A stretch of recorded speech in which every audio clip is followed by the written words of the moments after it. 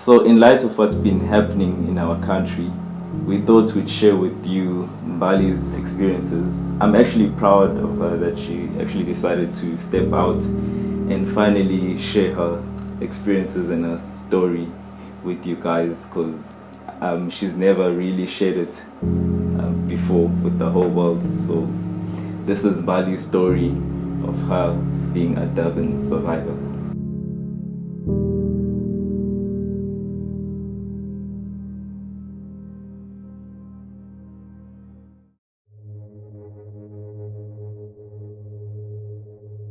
Hi guys, actually I'm just going to share like a few stories. I'm going to try and keep it under 5 minutes, you know, for people like me that have a very short concentration span.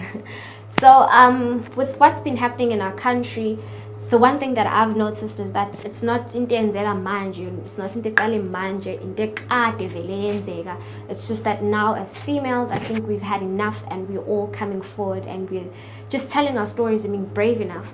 So last year 2018, around December time, I was almost human trafficked, and around this year as well, I think 3 months ago, I was mugged by two very normal looking guys. By normal I mean you wouldn't think that they would mug me. And then and then a few years ago, I think 2 or 3 years ago, I had this hectic stalker guy who used to follow me everywhere, actually used to wait for me outside Ekaya. But anyway, so last year December time, I remember, because I'm actually from Maritzburg and I work in Durban.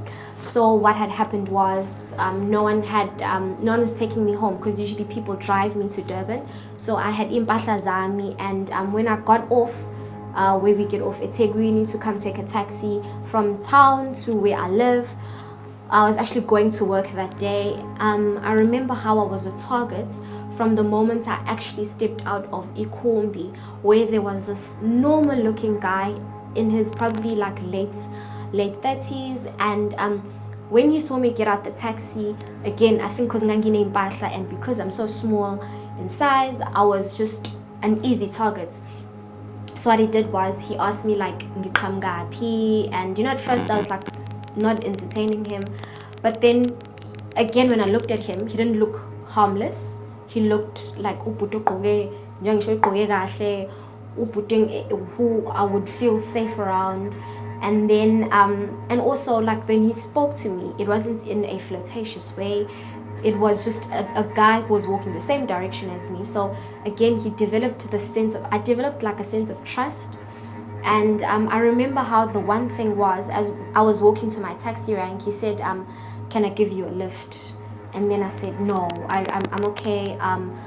I really, you know, because I don't know, something told me, it's okay, it's not normal in a stranger's car. He kept persisting, and then I said, I know what, I'm actually waiting for people from work, because people from work were actually in town that day for a meeting. And so I remember thinking, because I still needed to go withdraw money, I thought, you know what, I'll just give them a call and say, hey guys, I'm in town. When you're going back to the office, please swing by this way and ning. So then the guy, of course, was like, no, I'll take you to the office. I said, you're right. And so after much persistence, he gave up, and then he took out his phone and started texting someone. So then again, you know, if you know Durban, yo guys, it's quite rough, especially in town. So I thought, here's a guy and he's taking out his phone, and I felt safe because I was keep my phone, so I can quickly text my colleagues and say, guys, I'm in this area, please come and pick me up. And at that moment, the guy just changed. Like, he went from being a normal normally, and I remember I keep him and he's like, let's phone. So at first I thought he was joking, because if you look at his phone and my phone, they were more or less like in the same league. And so again, the guy was like, let's phone.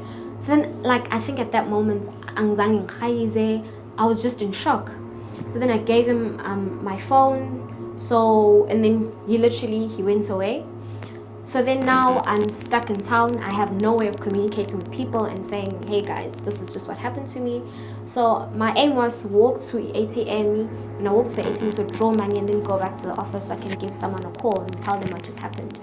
Again, I must have been a target from the minute I stepped out of the taxi, because on my way to the ATM, there was suddenly, and it was because it's December time, like I remember like there's someone that brushed against me. So I didn't take much notice of that because I thought, well, you know, kugwele and petty impahla, so people are bound to brush against me. And then this other lady, guys, not even Umama came up and she's like, oh mama, did you see what he did to you? Why is he brushing up against you like that? Like, you also did that to me. So then again, it was to establish this false sense of security with me, of let your guard down, you know, like that other guy had done. And then there was another old man that was walking in front of us, oldish. So these two were like more or less the same age.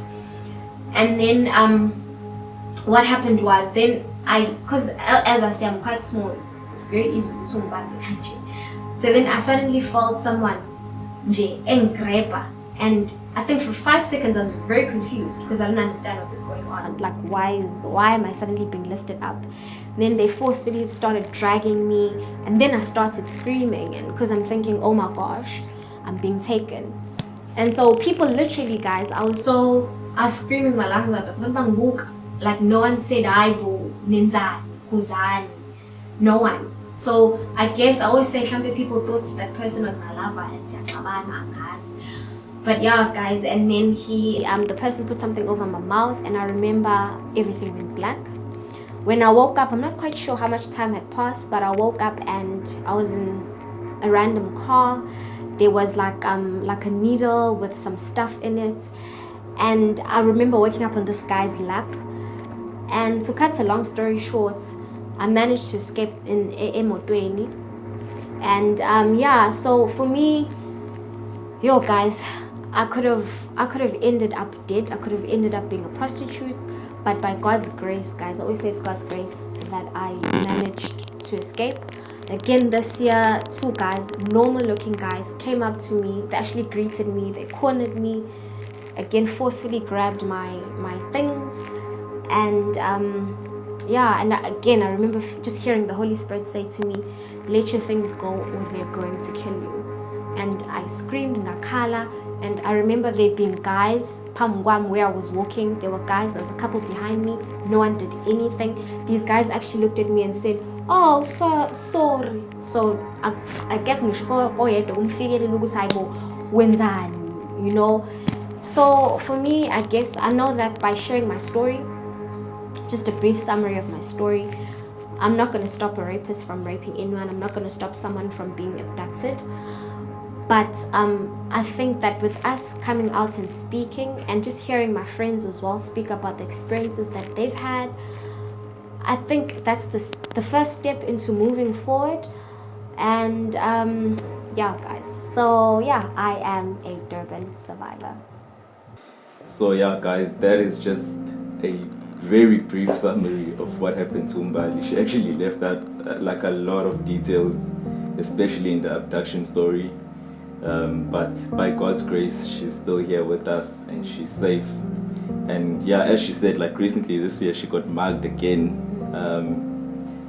and like she lost everything all over again. Had to do her ID all over again.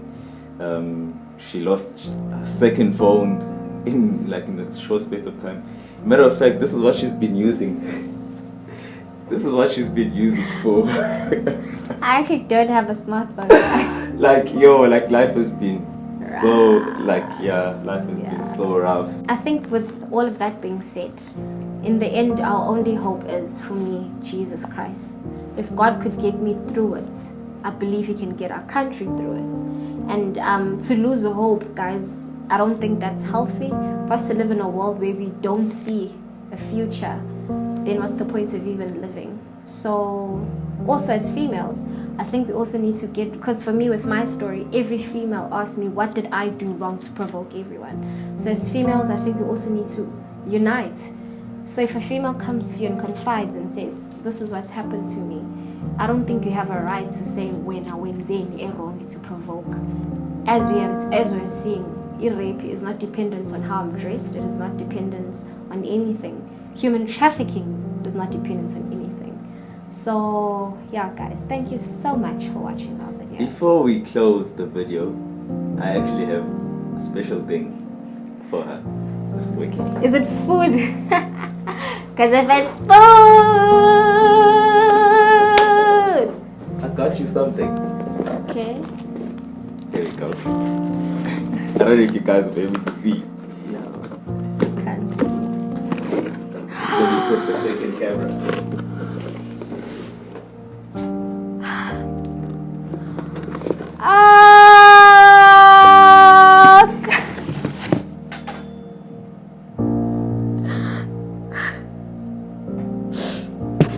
Oh my god. Please don't film my ugly cry. Guys! Wait, where's my pop-ups? Guys, he got me a new phone! I wasn't expecting it! And like, you know, this is what I've been using. I can't WhatsApp, I can't reply to stuff. Like, people were tired of buying me phones. Cause, you know, like everyone's like, I keep losing stuff. And the power bank. And yeah! Cause I never charge. Never has battery. It never ever has battery. For some reason. Like, she finds joy in like having no battery.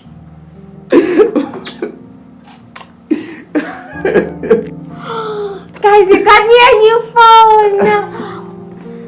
Yeah, babe, it's not the latest model or anything, but it has WhatsApp. Oh, babe. You must put this in the video. They must see. So, Guys, my man takes care of me so much.